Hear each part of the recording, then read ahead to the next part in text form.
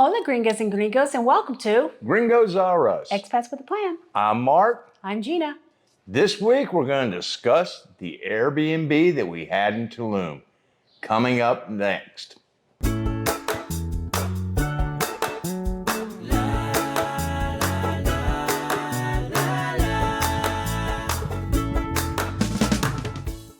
And welcome back. As Mark said, this is our Airbnb in Tulum video. One of the nicer Airbnbs that we've had.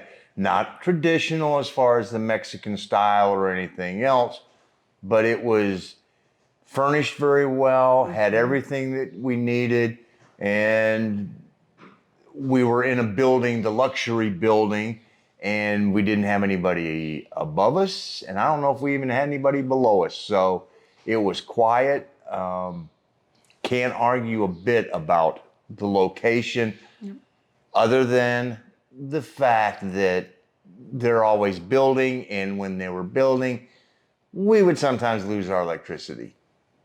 Yeah. Before we get too deep into that, though, I want to give a very special thank you to William Richard Joyce III. I know it's been a couple of months, but he generously donated some money to us through our PayPal link. Thank you so much, Richard. Thank you. Sorry it took us a while to acknowledge it, but we do appreciate it.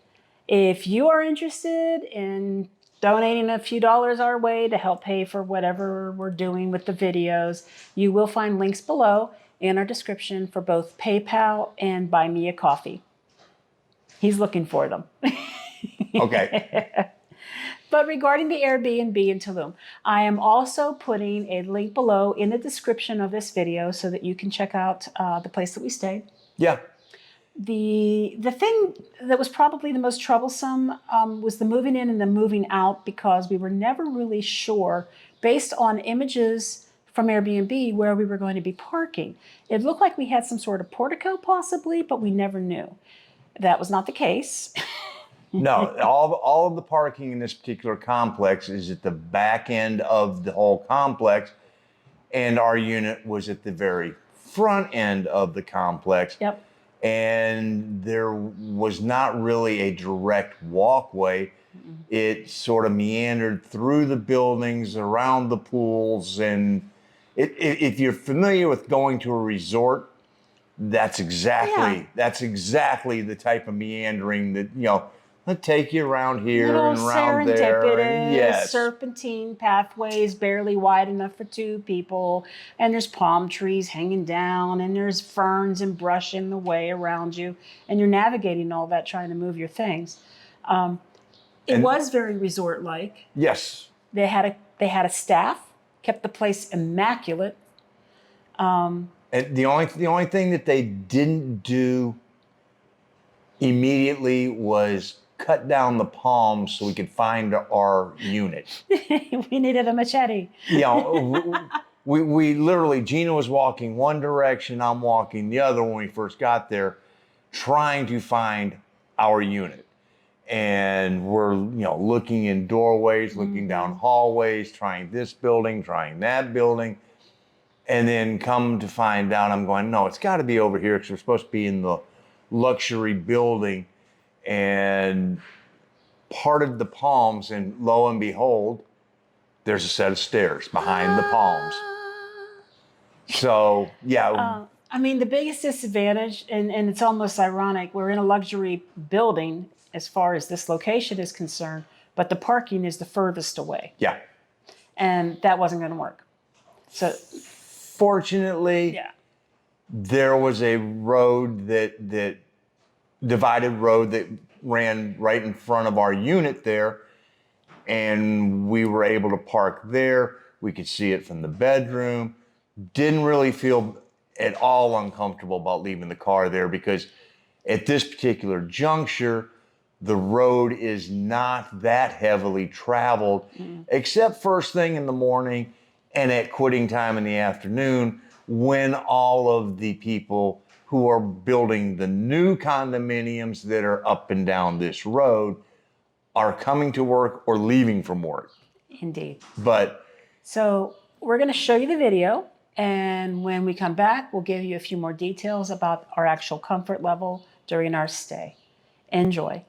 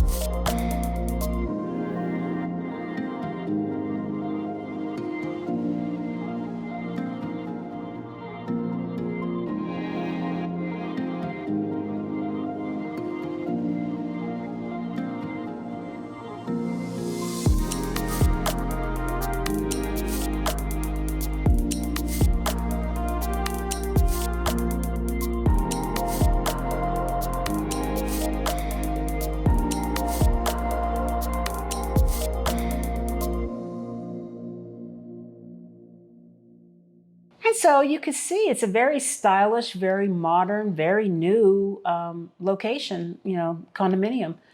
The grounds were very clean. Yes. Everything was great. The biggest downsides, honestly, was the problem with the electricity. And the proximity of parking. And the bed. And the bed.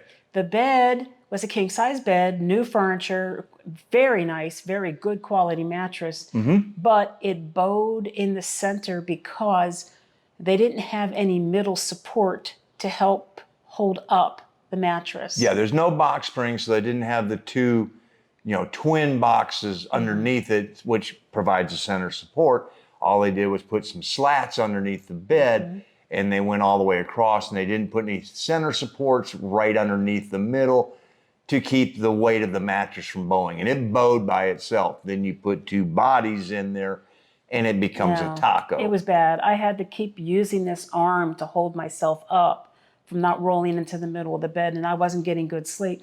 So I was the one this time who quite literally spent most of the stay sleeping on the couch in the living room watching Netflix. Binge time. It worked. And then, of course, the worst part of it, aside from the parking, which we resolved by just parking on the street right in front of our place, the worst part of it was the electricity. Oh, yeah. This area is massively being developed. There were probably more unfinished condominiums than there were finished ones. Oh, yeah. Easily. And there was a lot of empty lots that hadn't even been started yet. The utilities are all underground as far as we could tell. Because we did one day come across these two gentlemen that were down in a hole in the road. They're in the manhole working and had the CFE truck parked right there. Yeah. And, and it's right in the middle of the Glorietta. And thank God they put a cone up because that was the only thing that would have kept us from going ka-chunk. Oh, yeah. So with the electricity being so intermittent, at this juncture, at the time we're making this video, which would be 2024, I cannot recommend this place for a digital nomad. No. Because when the electricity goes out, you lost internet, you lost water, you lost air conditioning, and you are in the middle of nowhere. There is no cellular service. You're not hotspotting. No. Even if you had the ability to work off of a battery backup, no, there's not enough of a signal to be able to hotspot off of it. Nope. Not even if you have a Mexican account, because I have Telcel too. No. Yeah. No Telcel, no AT&T. It's a black hole area as far as, if I didn't sit outside, I wasn't able to talk to mom. If I stepped inside to refill and get some more Coke in my cup, nope. And I play Pokemon Go. Laugh if you must. But I play Pokemon Go, and there were all these Pokestops you could walk to. So I would try. And then I would get to those Pokestops, and the game freezes up because it's got no signal. Like, I don't even understand how that works. There's no signal. How does there be a Pokestop here? But that's kind of the way it was. So if you have to have internet to work or stay connected, you can't rely on the electricity working there. But if you're looking for a place where you can chill for a week or two, and you're not going to be worrying about trying to work, and you realize that, hey, if electricity goes out, it's not a big deal. Yeah. Unless it's 90-some degrees, then it starts to get a little warm, and then you want to get in the pool. And they have two pools. Yes. So, and I never saw a lot of people in either one of them. No. There'd be a couple people, 3 or 4 at the most, in each pool.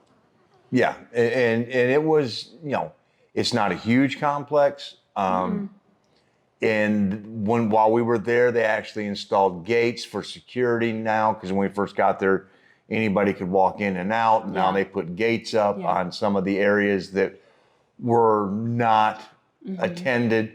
I was able to receive packages from Amazon and receive mail. They deliver it to the guardhouse. So that was convenient. It is walking distance to a lot of boutique type shops. And the OXXO and the 7-Eleven and the Fresh Market. And, there's places to go that are easily walkable if you want to pick up a quick thing. Yeah. There's also a brand new Chedraui. So again, I wouldn't recommend it if you are a digital nomad. You absolutely are dependent upon consistent power so that you can work. But if you are looking for a place to chill 3-4 days, 3-4 weeks, this is a great place to just sort of go, relax. It feels a lot like a resort, but you have your own kitchen. You have the ability to go to the Chedraui, pick up your groceries, cook your meals. The kitchen wasn't overly large, but it was big enough for us to do what we needed to do. Yeah. You know, If you don't have your own transportation, there are spots of 2 or 3 cabs every so many blocks right on the street, and you'll walk past a cab eventually. Yeah. And they can take you where you need to go, or you're in walking distance to several boutique-type restaurants and small grab-and-go stores. Yeah. And the infamous 700 peso barbershops a walk away. Yeah. But remember this, though, typically when the power would go out, when it starts on a day, it may go, come back, then go for hours and be out. And then normally when it would finally return, it'd be on back again. Yeah, but I mean, when it went out, it only went out a few days. Yes. Out of 7 weeks. Yes. So it was more consistently on than it was off. But when it would start that intermittent, then it might go off for hours. Yeah. And other than that, it was a wonderful stay. It was very comfortable, very, very clean. Oh, and if you rent for a month or more, you do have to pay the electricity bill. The electricity was around $100 per month. And Pretty good. They include a Cleaning. free, thorough deep clean while you're there during your stay.